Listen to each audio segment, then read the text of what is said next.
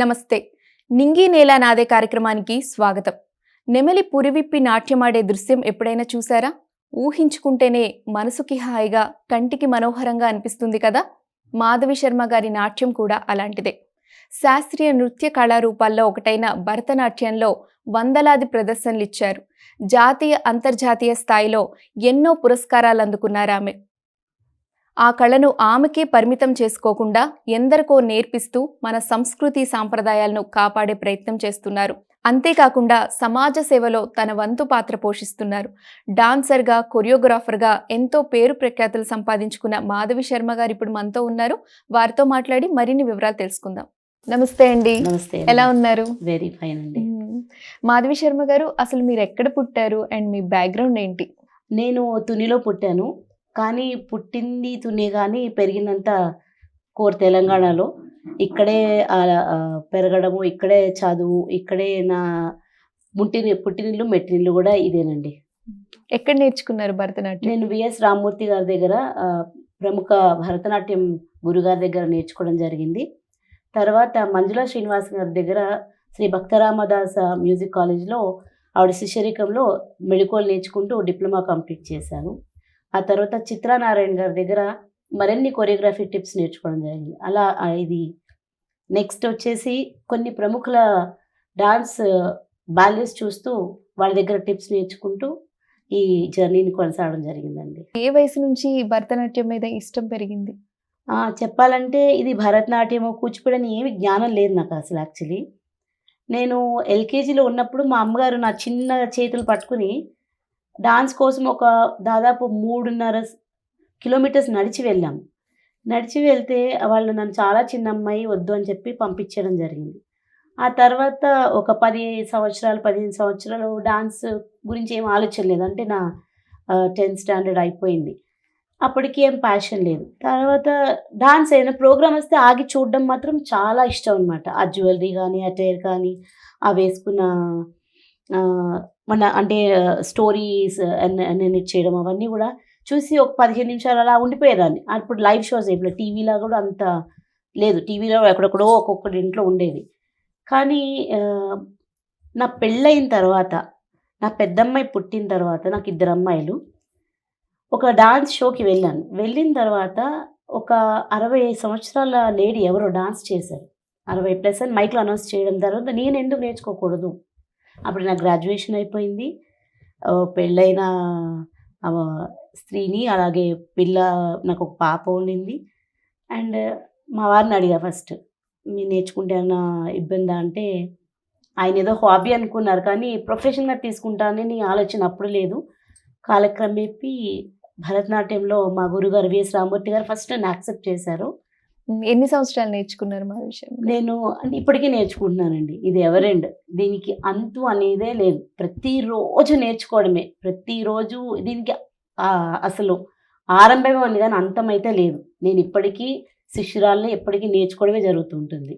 అంటే మీరు అప్పటి నుంచి స్టార్ట్ చేసి, అంటే మీరు మొదటి ప్రదర్శన ఇవ్వడానికి ముందు కొన్ని సంవత్సరాలు అయితే నేర్చుకొని ఉంటారు కదా. అది ఆ టైం ఎన్ని సంవత్సరాలు? ఇది చెప్పాలంటే ఒక చిన్న మిరాకిలే. మామూలుగా 3 సంవత్సరాలు 4 సంవత్సరాల తనకు ప్రదర్శనకి అర్హత రాదు. అంటే ఆల్రెడీ మెచ్యూర్డ్ గర్ల్ని కాబట్టి ఆ టైంలో వితిన్ 8 మంత్స్లోనే నేను మొదటి ప్రదర్శన ఇచ్చానండి. మా గురువుగారు ఆయన అంటే ఎలా అంటే, ఇక్కడ లెసన్ చెప్తూ ఉంటే పక్క లెసన్ కూడా నేర్చుకునేదాన్ని. వేరే స్టూడెంట్స్, సీనియర్ స్టూడెంట్స్ చేసేవాళ్ళు. నా లెసన్తో పాటు వాళ్ళ లెసన్ కూడా చేసి వాళ్ళు తప్పు చేస్తే గురుగారు అక్కడ అలా చేశారు, మీరు ఇలా ట్రైనప్ చేశారని చెప్పడం జరుగుతుండేది. అప్పుడు ఆయన నన్ను గుర్తించారు. ఈ అమ్మాయి నార్మల్గా కాదు. ఒక క్లాస్కి వెళ్ళినప్పుడు 10 మంది బ్యాచ్ కాన్సెప్ట్స్ అని నేర్చేసుకునేదాన్ని. అప్పుడు ఆయన అర్థం చేసుకుని, ఈ అమ్మాయి వండర్ కిడ్ అని. అప్పుడు నా మీద ఒక 3 నెలల తర్వాత ఫోకస్ చేయడం జరిగింది. అక్కడి నుంచి ఆ జర్నీ ఆగలేదండి. మ్యారేజ్ అయ్యాక, పాప పుట్టాక మీరు నేర్చుకున్నారు. మీరు ప్రదర్శన ఇచ్చినప్పుడు మీ హస్బెండ్ సపోర్ట్ ఎలా ఉండింది? ఆయన సపోర్ట్ లేనిదే ఈ 31 సంవత్సరాలు జర్నీ చేసేదాన్ని కదండి. మా వారు, మా అత్తగారు అందరూ కూడా నాకు సపోర్టే. సో ఇవాళ ఈ స్థాయికి వచ్చి మీరు ఇంటర్వ్యూ తీసుకుంటున్నారు అంటే వాళ్ళ సపోర్ట్ వల్లే. మీ మొదటి ప్రదర్శన మీకు ఎలా అనిపించింది? అప్పుడు మెమరీస్ షేర్ చేసుకుంటారా? నా మొట్టమొదటి ప్రదర్శన మనకి సికింద్రాబాద్లోని గణపతి ఆలయంలో జరిగింది. అదేంటంటే అసలు నేనేనా ఆ డ్రెస్ ఏసుకున్న తర్వాత అంటే నా హ్మ్. ఫీల్ అనేది ఎవరినో చూస్తేనే ఎంతో ఆనందపడేదాన్ని. అట్లాంటిది నేను, నేను చేశానా?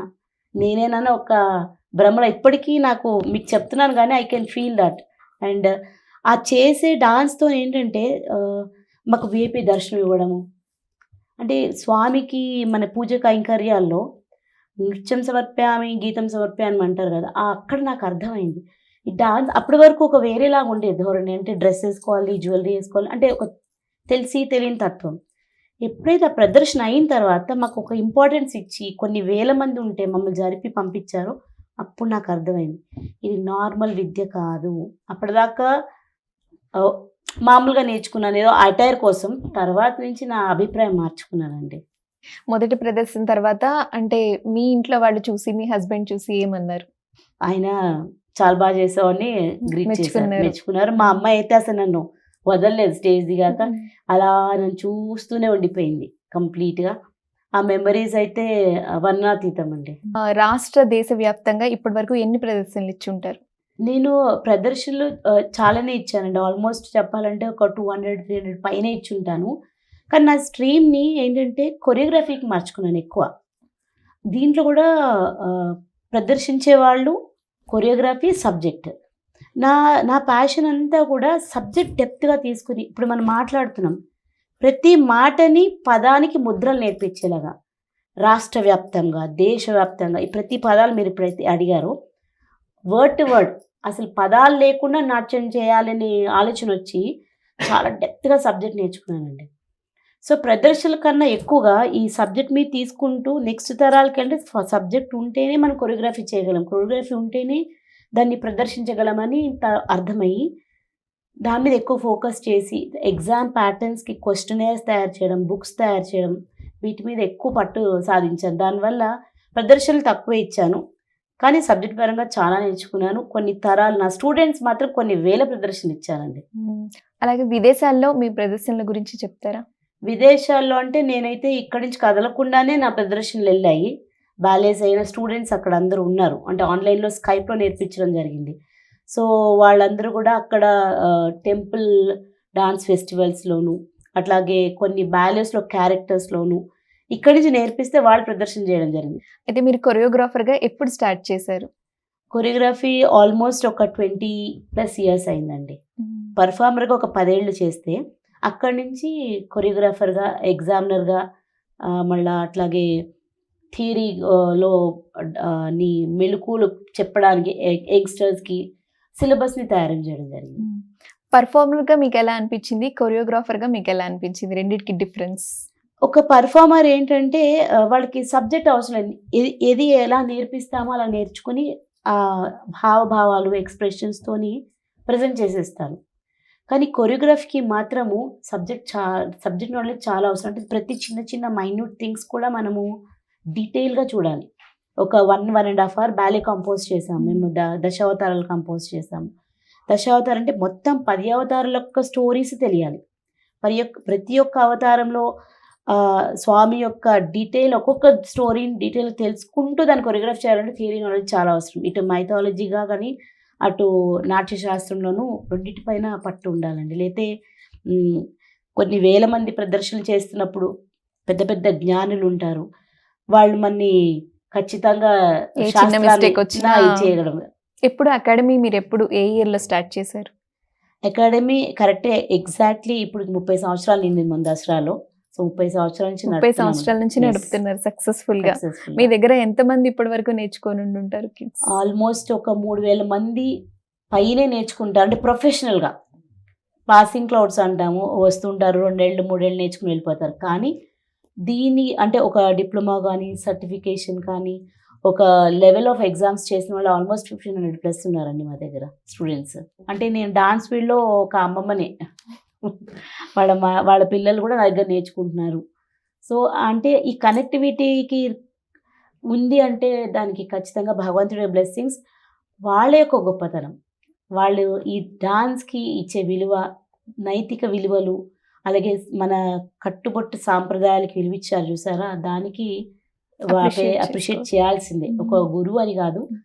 ఒక ట్రూ ఇండియన్గా మన ఇండియన్ కల్చర్ ప్రమోట్ చేయడానికి వాళ్ళు నడుము కట్టుకున్నారు చూసా యంగ్ మైండ్స్ యంగ్స్టర్స్కి. నిజంగా వీ షుడ్ అప్రిషియేట్ దెమ్ అండి.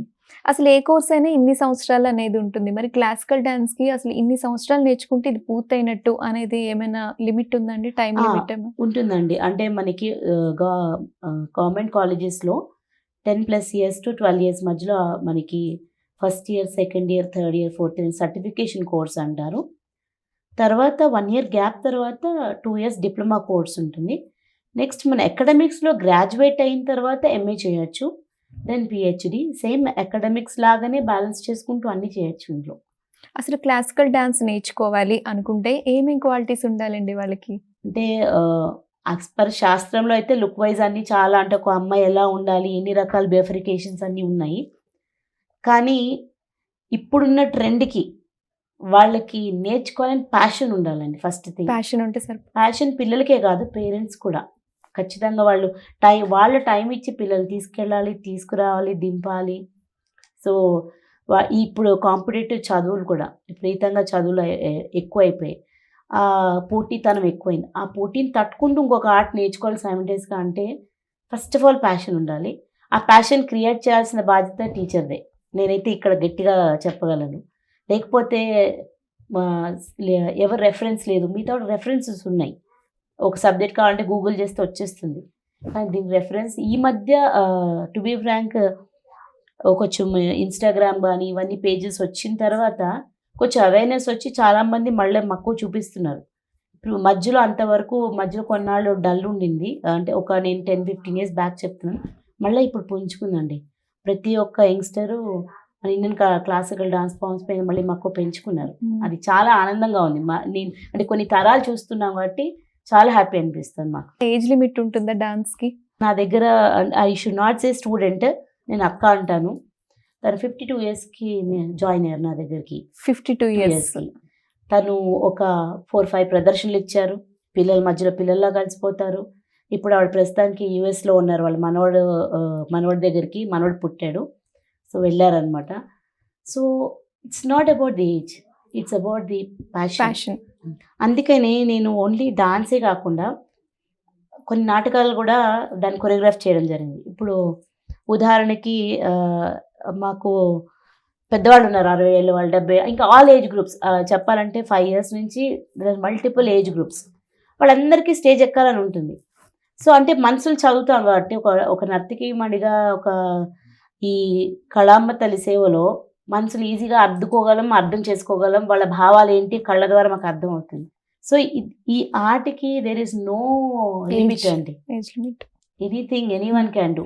ఓకే. అలాగే మీరు 200, 300 ప్రదర్శనలు ఇచ్చారని చెప్పారు. అందులో మీకైతే ఒకటి బాగా మీ మనసుకి ఎప్పటికి గుర్తుండిపోయేది ఉంటుంది కదా! దాని గురించి మాతో షేర్ చేసుకుంటారా? నాకు చాలా అంటే హ్యాపీనిచ్చింది ఏంటంటే మొత్తం ఆల్ పబ్లిక్ గార్డెన్స్‌లో పెద్ద డాన్స్ ఫెస్టివల్ అయింది. అట్లాగే ఆ ఫెస్టివల్ అయిన తర్వాత మొత్తం సీఎమ్స్ అండి. All state CMs conference meet అయింది. లింగ శాస్త్రి గారు అలాగే మా గురువు గారు మొత్తం తెలంగాణ నుంచి భరతనాట్యం ఒకటే ఒక క్యాండిడేట్ సెలెక్ట్ చేశారు. అప్పటికి నాకు 2 అమ్మాయిలు. 2 అమ్మాయి కూడా పుట్టింది నాకు. అయితే మా గురుగారు ఫోన్ చేసి ఇమ్మీడియట్‌గా నువ్వు ఎక్కడున్నా త్వరగా వచ్చేయాలి. నీకు ప్రోగ్రామ్ షెడ్యూల్ చేసేసాము. రేపు తెల్లారితే ప్రోగ్రామ్ రిహార్సల్‌కి రా అన్నారు. ఏదో చెప్పారని వెళ్ళిపోయాను. వెళ్ళిపోయిన తర్వాత నాకు అర్థమైంది దాని ఇంపార్టెన్స్ ఏంటి, అసలు ఇంత పెద్ద ప్రోగ్రామా, తెలంగాణలో గవర్నమెంట్ కాలేజ్ నుంచి నేను ఒక్కదాన్ని సెలెక్ట్ చేసి నన్ను పంపించారు అని చెప్పి కొంచెం ఫస్ట్ భయమేసింది. అంటే పెద్ద పెద్ద గురువులు వస్తారు డిఫరెంట్ స్టేట్స్ నుంచి వాళ్ళ క్యాండిడేట్స్ తీసుకొస్తున్నారు. మా గురుగారి దగ్గర కాళ్ళ దగ్గర కూర్చుని నేను అడిగాను, నేను చేయగలనా, నేను ఆల్రెడీ ఎనర్జీ లేదు, ఆల్రెడీ నేను కొంచెం అంటే మిడిల్ ఏజ్ కాబట్టి యంగ్ గర్ల్ని తీసుకెళ్తే బాగుంటుంది కదా మ్యామ్ అంటే ఆవిడ అన్నారు, ఏం మాట్లాడకు, తెల్లారితే నీ ప్రోగ్రామ్ ఉంది, నువ్వు ఇప్పుడు చేస్తున్నావు రిహార్సల్ ఇప్పుడే అంటే జుగల్బందీ టైప్ అనమాట, నువ్వు చేస్తున్నావు అన్నారు. ఇంకా సరే అని చెప్పాను. That was something. అంటే నేను ఎక్కడ లో అయ్యే టైంకి భగవంతుడు ఒక ఆపర్చునిటీ ఇచ్చి this is not a finish, ఇంకా చేస్తే చాలా ఉంది. సో ఇవన్నీ ఒక్కొక్క టైంలో నన్ను నేను బోస్ట్ చేసుకోవడం జరిగింది అనమాట. అలా మా గురుగారు ఎప్పుడైతే ప్రోత్సహించారో then I recharge myself. ఆ ప్రదర్శన ఎక్కడ జరిగిందండి? అది పబ్లిక్ గార్డెన్ లోపల జరిగిందండి. అప్పుడు మనకి మీకు ఎన్ని సంవత్సరాలు ఉంటాయి? అప్పటికి నాకు దగ్గర దగ్గర 30 సంవత్సరాలు దాటిపోయింది. నేను మహిషాసుర కింద చేశాను అప్పుడు. స్టాండింగ్ ఓవేషన్ ఇచ్చారండి. నెగెటివ్ క్యారెక్టర్‌కి స్టాండింగ్ ఓవేషన్ రాగానే మా గురుగారు అప్పుడు అందుకే నిన్ను చేయమన్నాను అనేసి. సో అది వన్ ఆఫ్ ది బెస్ట్ మీ ప్రదర్శనలో మర్చిపోలేని Yes, ప్రదర్శన మర్చిపోలేను. అది. మీకు ఇన్ని సంవత్సరాల జర్నీలో మీకు బాగా గుర్తుండిపోయే ప్రశంసలు మిమ్మల్ని కావచ్చు, మీ స్టూడెంట్స్‌ని కావచ్చు 2 మాతో షేర్ చేసుకో. మేము సంక్రాంతి బ్యాలే చేసాము. శిల్పారామంలో. అంటే శిల్పారామం పెట్టిన టైంలో కొత్తలో. ఇప్పుడు Shilparamam is hub for artist. మా మా ఆ పెట్టిన కొత్తలో మాకు సంక్రాంతి బ్యాలేకి బ్యాలేలో బొమ్మల కొలు పెట్టామండి. అంటే మనుషుల్నే బొమ్మల్లా నించోబెట్టాము. ఇప్పుడు కాన్సెప్ట్ ఇప్పుడు వచ్చింది కానీ అది ఆ రోజుల్లో అంత కెమెరాస్ లేవు. మా దగ్గర అంత టెక్నాలజీ కూడా లేదు. ఇప్పుడు ఆ మెమరీస్ అన్ని క్యాచ్ చేయడానికి. అయితే మొత్తము ఓవర్ క్రౌడెడ్ అయిపోయింది. ఒక అమ్మాయి మన కొండపల్లి బొమ్మలా ఊగాలనమాట. అయితే ఆ కాన్సెప్ట్ నాకొచ్చింది. అసలు ఇలా బొమ్మలా నించోబెట్టాలి అనే ఐడియా కూడా వచ్చిందో లేదో నేనైతే ఎక్కడ చూడలేదు. అయితే వచ్చింది. అందరూ ఏముంటుంది నిలబడ్డారు. కానీ ఒక్కొక్కళ్ళు అటైర్ ఏసి నించోబెట్టిన తర్వాత కొండపల్లి బొమ్మ ఊగాలి. మధ్యలో ఆడుకుంటూ ఆ బ్యాలీలో పిల్లలొచ్చి ఇలా ఊపుతారనమాట. ఆ బొమ్మ ఊపేపడికి మొత్తం వాళ్ళందరూ ఫస్ట్ ఆడియన్స్ బొమ్మలు అనుకున్నారు. అవన్నీ నిజం బొమ్మలు తెచ్చి పెట్టారనుకున్నారు. తర్వాత వాళ్ళు రియలైజ్ అయ్యారు వీళ్ళందరూ మనుషులు అనేసి. So that is one of the best compliment. And నాకు నచ్చిన కొరియోగ్రఫీ అది. సో అది మీరు చేసిన కొరియోగ్రఫీ మీకు బాగా బాగా సంతృప్తినిచ్చిన కొరియోగ్రఫీ. ఓకే. ఇన్ని సంవత్సరాల జర్నీలో మీరు చాలా మంది పిల్లలకి నేర్పించి ఉండుంటారు. అలా మీ పిల్లలు వెళ్ళి పర్ఫామ్ చేస్తున్నప్పుడు మీకు గొప్పగా అనిపించిన సంఘటన? నా స్టూడెంట్స్ చెప్పాలంటే కామన్వెల్త్ గేమ్స్‌లో చేశారండి. ఏఆర్ రెహమాన్ గారు పక్కన ఆ సెంటర్ దాంట్లో మొత్తం ఆల్ ఇండియా నుంచి 40 రోజులు దానికి Commonwealth games is one of the huge thing happened. దాంట్లో దేశం మొత్తం నుంచి వచ్చారు. సెలెక్ట్ అయ్యారు మా పిల్లలు. నేను పంపించిన 3-4 ఇన్స్టిట్యూట్ నుంచి అందరూ సెలెక్ట్ అయ్యారు. మిగతా వాళ్ళు రిజెక్ట్ అయ్యారు. So I fell so happy. మన పిల్లలు సెలెక్ట్ అయ్యారు అంటే I'm teaching a right way. నన్ను నేను క్రాస్ చెక్ చేసుకుంటే అందరూ సెలెక్ట్ అవ్వడం అనేది నాకు చాలా హ్యాపీ అనిపించింది. That is one thing. And next వచ్చేసి మనకి ఆల్ వరల్డ్ నుంచి వరల్డ్ పారాషూట్ అయిందండి. ఆల్ ఓవర్ వరల్డ్ నుంచి ద యంగెస్ట్ పారాషూట్స్ అందరూ కూడా ఎయిర్ ఫోర్స్ అకాడమీకి వచ్చారు. వచ్చినప్పుడు గవర్నమెంట్ కాలేజ్ నుంచి కొంతమంది ప్రదర్శన ఇచ్చారు. Only in twin cities. ఇప్పుడు ఇక్కడే కాకుండా తెలంగాణ నుంచి ఒక ఇన్స్టిట్యూషన్ వెళ్ళింది. అది ఇక్కడి నుంచి వెళ్ళారు. మా స్టూడెంట్స్ అందరూ ప్రదర్శన ఇవ్వడం జరిగింది.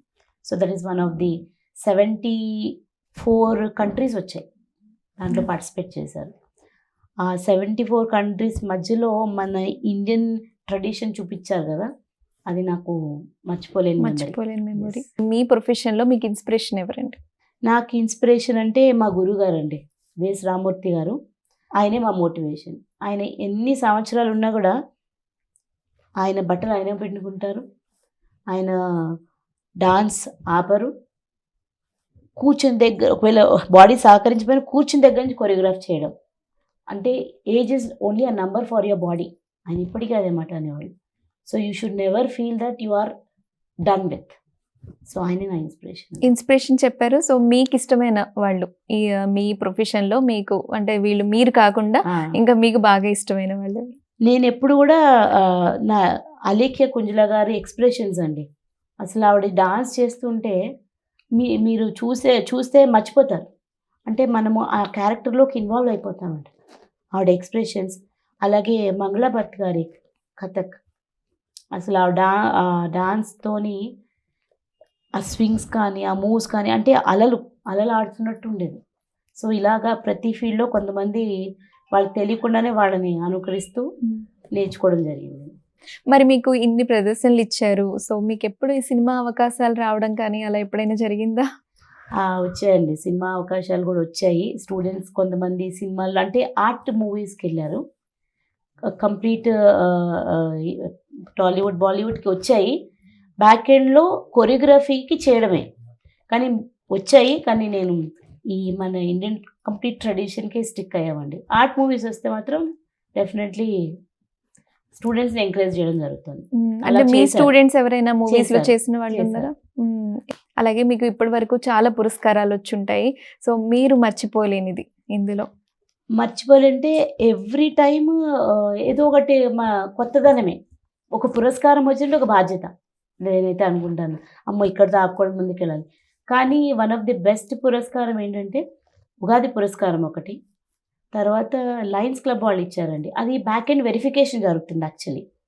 సో బ్యాక్ ఎండ్ వెరిఫికేషన్ అయిన తర్వాత మా సంస్థ గురించి ఎందుకు అంటే మేము ఫ్రీగా డాన్స్ నేర్పుతాం ఆల్మోస్ట్ చాలామందికే.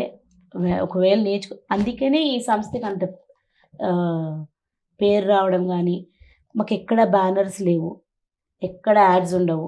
ఇప్పుడు మీకు చేసిన ఏం డెవలప్ చేసిన స్టూడెంట్సే చేసింది. అది కూడా మేము చేసింది ఏమీ లేదు. ఓన్లీ వర్డ్ టు వర్డ్, మాట టు మాటతోనే ఇక్కడ వరకు ఈ జర్నీ జరిగింది. ఇప్పటి వరకు ఎప్పుడు మీరు ఎవరి దగ్గర ఫీ తీసుకోలేదు? లేదు. అంటే ఒకవేళ ఇచ్చినా కూడా ఎలా స్పెండ్ చేస్తామంటే ఇస్తారు, కొంతమంది పెడతారు. ఫస్ట్లో అయితే ఒక బాక్స్ ఉండేది, ఉండి పెట్టాము. లేని వాళ్ళకి డ్రెస్కి, జ్యువెలరీ, డాన్స్కి డ్రెస్ కావాలి, మేకప్ కావాలి, వాళ్ళు ఖర్చు పెట్టుకోలేరు. అలాంటి వాళ్ళు ఏం చేసి ఒకరికొకరు స్పాన్సర్షిప్ ప్లాన్ చేసేదాన్ని.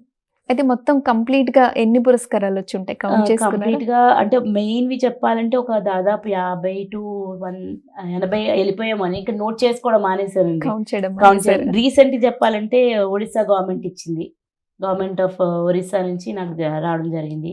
అట్లాగే మొన్న మైసూర్లో లాస్ట్ మంత్ మైసూర్లో బెస్ట్ డాన్స్ టీచర్ అవార్డుగా వచ్చింది. అంటే ఇంకా గుర్తుపెట్టుకోవడానికి వచ్చాయండి చెప్పాలంటే.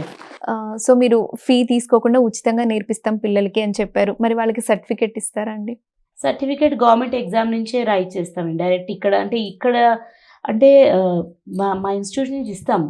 కానీ నేనేమంటానంటే గవర్నమెంట్ ఆర్గనైజేషన్ నుంచి వచ్చింది వ్యాలిడ్ ఎక్కువే, 100%. అది ఎక్కడికి వెళ్ళినా కూడా దాని యొక్క ఏమంటారంటే గుర్తింపు ఉంటుంది. మనకి ఇక్కడ ఇచ్చినా కూడా గవర్నమెంట్ ఎగ్జామ్స్ రాయమని నేను ప్రోత్సహిస్తాను. ప్రతి యూనివర్సిటీ, ఈవెన్ భారతీయ యూనివర్సిటీ వాళ్ళు కూడా రాయమని చెప్తారనమాట. ఇప్పుడు యూనివర్సిటీస్ చాలా అయిపోయాయి, కానీ ఖచ్చితంగా అన్నిట్లోనే చేయాలని చెప్తుంటాను. ఇంకా మీకు వచ్చిన బిరుదుల గురించి చెప్తారా మాకు? నాకు ఉగాది పురస్కారం అనేది మాత్రం ఒక మరుపురాని, నేను ఎంపిక అయ్యానా అని ఒక్కసారి నన్ను నేను క్వశ్చన్ వేసుకుంటే అది ఇంకా వండర్గానే అనిపిస్తుంది. సో అది చాలా, అంటే అందరూ వెయిట్ చేస్తారు. నాకు అది అలా నాకు తెలియకుండానే వచ్చేసరికి కొంచెం ఆశ్చర్యంగాను నేను అర్హురాలా అని అనిపించింది. సో అది ఇప్పటికీ క్వశ్చన్ మార్కే నాకు. సో కొరియోగ్రఫీగా అవ్వడం, అకాడమీ పెట్టడం ఇదంతా మీరు ముందుగా అనుకున్నది అయిపోయింది. ఇంకా మీకు ఫ్యూచర్లో ఇంకా ఏమైనా చేయాలని ఆలోచనలు ఉన్నాయా? ప్రతి వాళ్ళు నేర్చుకోవాలని ఉత్సాహం ఉంది. ఇప్పుడు నాకు ఒక టీం ఫామ్ అయ్యారు స్టూడెంట్స్ పెద్దవాళ్ళు అయిపోయారు. మేమందరము లాస్ట్ టైం ఒక మీట్ పెట్టుకుని అనుకున్నాం అనమాట. కనీసం నెలలో ఒక్కసారైనా, 2 సార్లైనా, కనీసం ఒక్కసారైనా పేద విద్యార్థులకి, పేద అంటే మా దృష్టిలో ఈ డబ్బులు అని కాదు, కళలపైన అవగాహన లేని వాళ్ళకి వెళ్ళి మన ప్రదర్శన ఇస్తే, ఇప్పుడు నేను ఎలా ఇన్స్పైర్ అయినా, ఒకళ్ళు ఎవరో ప్రదర్శన చేస్తే ఇక్కడ నా వల్ల కొన్ని వేల మంది కళ నేర్చుకున్నారు. ఎవరైనా ఇన్స్పైర్ అవ్వకపోతారా, నేర్చుకోగలరా అనే ఆలోచనతో ప్రతి గ్రామానికి వెళ్ళి, గవర్నమెంట్ స్కూల్స్ ఎస్పెషలీ రూరల్ ఏరియాస్కి వెళ్ళి ఈ కళల గురించి నేర్పించి ఒక ప్రదర్శన ఇచ్చి, అక్కడి నుంచి వాళ్ళకి ఏమైనా ఇంట్రెస్ట్ ఉంటే నెలకు ఒకసారి వెళ్ళి ఒక ప్రోగ్రామ్ వాళ్ళతో చేయించాలని ఆలోచన ఉంది. అలాగే భరతనాట్యంతో పాటు సేవా కార్యక్రమాల్లో కూడా మీరు పాల్గొంటూ ఉంటారు. దాని గురించి మా ప్రేక్షకులు చెప్తారు. చాలానే ఉంటాయండి. ఆర్ఫనేజెస్లో మేము ఆర్ఫనేజెస్కి ఎస్పెషలీ అక్కడికి వెళ్ళి ప్రతి వాళ్ళు ఏం చేస్తారంటే, అంటే అందరినీ అనట్లేదు, కొంతమంది వాళ్ళ భోజనము, ఫుడ్ అలా చూసుకుంటారు కదా. మేము అలా కాదు, ఇండివిజువల్గా ప్రతి చైల్డ్ దగ్గరికి వెళ్ళి రాసుకుంటాం. తనకి ఏం కావాలి, అమ్మాయికైనా అబ్బాయికైనా రాసుకొని నోట్ చేసుకోవడం. ఆ లిస్ట్ అంతా అయిన తర్వాత 3 నెలలకో 4 నెలలకో వెళ్ళడం జరుగుతుంది. సో అంటే ఆత్మతృప్తి వాళ్ళకి, అంటే నాకంటూ ఒకళ్ళు ఉన్నారు, నా యొక్క భావాల్ని గౌరవిస్తూ నాకేం కావాలి అని అడిగే వ్యక్తి ఉన్నారని చూసారా, అది ఆ కనెక్టివిటీ ఎదురు చూస్తుంటారు మేము వెళ్ళడం కోసం. నేను నా ఫ్రెండ్స్ ఒక 4 ఉన్నాము, మేమందరం ఇదే పని చేస్తామండి. సో ఇది ఒక రకమైన సేవ. ఇప్పుడు మన ప్రోగ్రామ్ చూసి మిమ్మల్ని కాంటాక్ట్ అవ్వాలి, మీ దగ్గర నేర్చుకోవాలి అనుకునే వాళ్ళు మిమ్మల్ని కన్సల్ట్ అవ్వాలంటే ఎలా? నన్ను కాంటాక్ట్ అవ్వాలంటే ఆల్వేస్ మంతాస్ Ragalaya music and dance academy అని అనగానే గూగుల్ పేజ్ ఓపెన్ అయిపోతుందండి. అండ్ మాధవి శర్మ అనగానే కూడా గూగుల్ పేజ్ ఓపెన్ అవుతుంది. So always welcome. Madhavi garu, ముఖ్యంగా మీ ప్రదర్శనలు ఎక్కడెక్కడ ఎక్కువ జరుగుతూ ఉంటాయి? ఎక్కువగా అంటే అన్ని రాష్ట్రాల్లో జరుగుతాయండి. ఆల్ డాన్స్ ఫెస్టివల్స్‌లో కంపల్సరీ అవుతాయి. ఒక collaboration of different styles. So all over India చెప్పాలంటే. మొన్న మైసూర్‌లో అయింది. అంతకుముందు ఒడిస్సాలో అయింది. So there is no left out stage. మాకు కేరళలో అయింది. సో ఎవ్రీ స్టేట్‌లో ఖచ్చితంగా పాల్గొంటాము. అండ్ ఆ అవకాశం పిల్లలకి ఇవ్వడం జరుగుతుంది. స్టూడెంట్స్ కూడా వాళ్ళ కల్చర్ కూడా నేర్చుకోవడం జరుగుతుంది. మన సాంప్రదాయాలేంటి, వాళ్ళ సాంప్రదాయాలేంటి, డాన్స్ స్టైల్స్ కూడా నేర్చుకోవడం. It's a very easy platform to connect on one stage అండి. మాధవి గారు, చాలా విషయాలు భరతనాట్యం గురించి ఉన్న డౌట్స్ కూడా నాకున్న డౌట్స్ కూడా నేను మీ నుంచి క్లారిఫై చేసుకున్నాను. అలాగే మీ ఫ్యూచర్ ప్లాన్స్ అన్నీ కూడా సక్సెస్‌ఫుల్ అవ్వాలని వనితా టీవీ తరపు నుంచి మనస్ఫూర్తిగా కోరుకుంటున్నాం. థ్యాంక్ యూ సో మచ్ అండి. థ్యాంక్ యూ అండి. ఇది ఈరోజు నింగి నేల నాదే కార్యక్రమం. మరొక కార్యక్రమంలో మళ్ళీ కలుసుకుందాం. అంతవరకు సెలవు. నమస్కారం.